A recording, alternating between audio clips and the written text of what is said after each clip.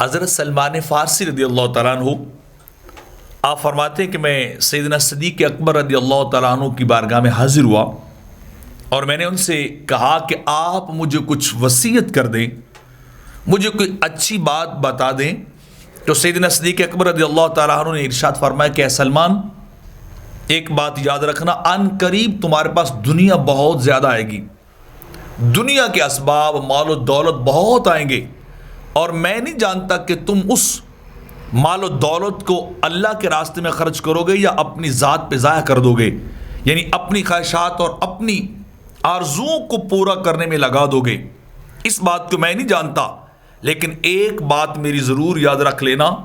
کہ جو شخص 5 وقت کی نماز ادا کرتا ہے، جو 5 وقت کا نمازی ہوتا ہے، وہ شخص اللہ کے ذمے میں چلا جاتا ہے، اللہ اس کا ذمہ دار بن جاتا ہے۔ صبح بھی اس کا ذمہ دار رب کائنات ہوتا ہے، شام کو بھی اس کا ذمہ دار